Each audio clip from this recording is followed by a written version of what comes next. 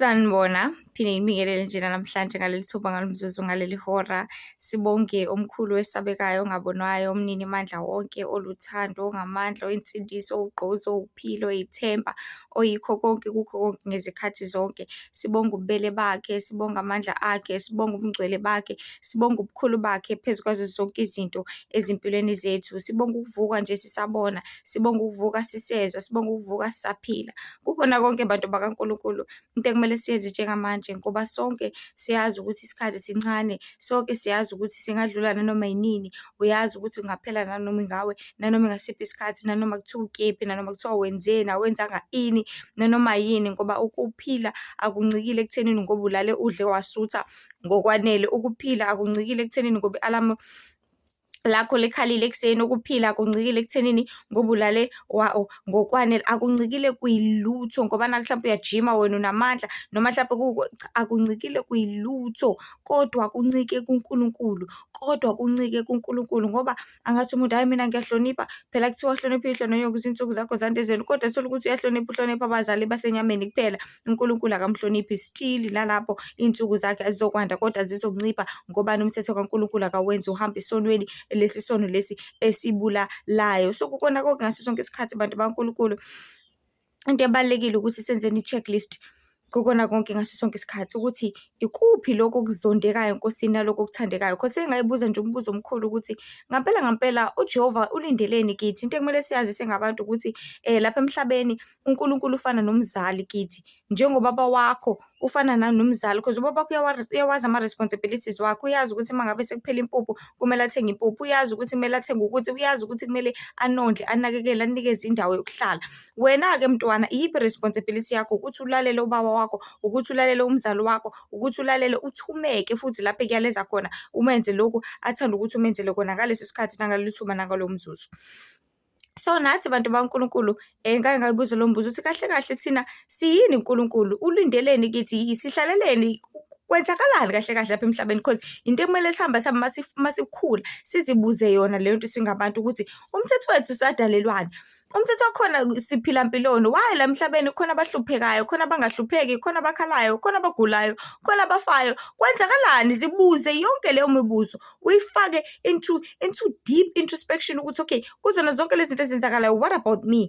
Mina-ke kuzokwenzakalani kumina? Kusasa kuzokwenzakalani kumina? Next month, next week, zonke lezo zinto uzihlalele phansi, uzibuze ukuthi ngampela kwenzakalani futhi kuzokwenzakalani yini kumele uthi uyilindele. Ngathi ngibuza lowo mbuzo ngaholeleka encwadini kaDeuteronomy 10:12 ethi, manje-ke Israyeli, uJehova uNkulunkulu wakho ufunani kuwe ngaphandle kokuba umesabe. Uyazi umuntu uma umesaba ukuthi awenze nanoma kanjani, uthisha uma umsaba esikoleni homework yakwenza sho ukuthi hlezi yenziwe. Ufuna ukuthi umthande. Umuntu omthandayo awumthandi ngezindebe kuphela ukuthi awu Nkosi yami ngiyakuthanda, kodwa umthanda ngezenzo. Oh uyangithanda, okay, siyacela ukuthi ungenzele ukuthi. Athi uNkulunkulu, oh uyangithanda, ngicela ukuthi ugcine. John 14:15, uma ningithanda niyakugcina imiyalelo yami. Simple. Iyiphi-ke leyo myalelo sekuyona? Athi ufuna simthande, athi ufuna sihambe ngezindlela zakhe zonke, athi ufuna sigcine imiyalelo yakhe le engenzima. Asihambe sekumiyalelo kaNkulunkulu. Exodus chapter 20, imiyalelo 10. uNkulunkulu wakhuluma wonke lawa mazwi wathi, nginguJehova uNkulunkulu wakho owakukhipha ezweni laseGibhithe, indlu yokugqila. 1, ungabi nabanye uNkulunkulu ngaphandle kwami. Baningi uNkulunkulu lapha emhlabeni. Abantwana bakho bengaba uNkulunkulu, ukudla ngaba uNkulunkulu, imali ngaba uNkulunkulu, umsebenzi ngaba uNkulunkulu, ukulala ngaba uNkulunkulu. Yonke into ozoyithanda ngaphezulu ezokuvimbezela ukuthi uwenze lento oyithanda kaNkulunkulu isiwuNkulunkulu wakho. Isabatha kumele abe enkonzweni, kodwa athi umyeni wakho hayibo akho nkosikazi wami enkonzweni la ekhaya kunomcimbi, usewuNkulunkulu wakho. Kumele kushaya u-6 engabe uyakhuleka kodwa mhlasimpe ubhizinesi, ingaba uNkulunkulu wakho leyo into leyo. Ngobani? Ususeva yona, usukhonza yona. Baningi koNkulunkulu bantu baNkulunkulu, bonke imoya yamandiki, amandawo, izindlondlo, izinyanga, izangoma, bonke labo bantu asisenze i-checklist njengamanje ukuthi obani abayizulweni nabangayi. Bonke onkulunkulu balapha emhlabeni. Ukuthanda ukudla udle kakhulu uNkulunkulu wesisu. Ukuthanda imali, ukuthanda umsebenzi, uNkulunkulu obugqila. Kuningi bantu baNkulunkulu, baningi uNkulunkulu abazondayo angathandi ukuthi sikhonze bona. That is why sibe naye, sibe noNkulunkulu oyedwa kuyena kuphela. ukwenza ini bonke o-Valentine abanye uNkulunkulu, u-Christmas Day asimazi nokuthi ubani loyo omunye uNkulunkulu, bonke ama-Easter obanye uNkulunkulu, izinto ezingaziwe ekhaya ezulwini. Ukwenza amaphathi, useva wena, it's like wena uNkulunkulu cause kusuke kubonga wena, Nkosi yami seneminyaka ukuthi ukwenza iphathi omunye uNkulunkulu, wonke lama ama-baby shower abanye uNkulunkulu. So ungabe nabanye uNkulunkulu ngaphandle kwami. Ungazenzeli izithombe ezibaziwe namfanekiso osezulwini ngaphezulu nosemhlabeni iphansi nosemanzini phansi komhlaba. Ungazikhothameli, ungazikhonzi. Yes, le yamaphathi uyazikhothamela wena, uyazikhonza. Ngokuba ngiNkulunkulu nomhawu, ngihambela ububi bawoyise kubo kusesizukulwane sesithathu nesesine sabangizondayo, kepha ngibenzela umusa abangithandayo nabagcina imiyalelo yami. Ungaliphathi ngeze igama likaJehova. Baningi abantu hlezi bekhuza akhala, we Jesu, ukuthi Jesu awusasavelele ilanga, bekuphatha ngeze igama likaNkulunkulu. Ngiyakuchazela bonke abenza kunjalo uNkulunkulu ngeke azabayeke. Khumbula usuku leSabatha olungcwelise. Ihlezi-ke ilwisa lempi. Usuku leSabatha abantu bakaNkulunkulu luwuphawu lokuthi wena ukhonza abani, ngoba uJehova odalela amazulu nomhlaba wadala umhlaba iy'nsuku eziyisithupha. Wathi ngoLwesikhombisa waphumula emsebenzini yakho. Wathi bonke-ke abangabantwana bami bamele ukuthi balikhumbule lolu suku leSabatha ngokuthi nabo baphumule kwimisebenzi yonke yabo abayenzayo. So uma silikhumbula usuku leSabatha silungcwelisa, sitshengisa ukuthi singabantwana bakhe impela. So khumbula usuku leSabatha ulungcwelise, ungenzi lutho ngalo.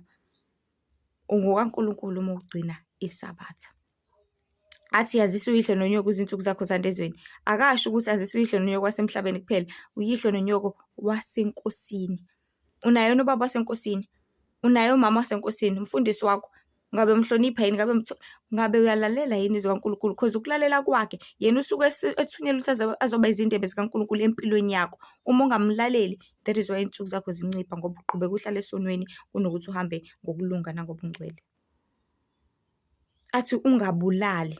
Ukubulala abantu bakaNkulunkulu aqala ukwazi umuntu ngommese, kepha ngokukhuluma nje amazwi ethi wena ngane avuye isilima, avungezwa, usuyibulelwe iqede leyo ngane, because lawo mazwi lawo azolebe enkeneneza usovele mina ngisilima.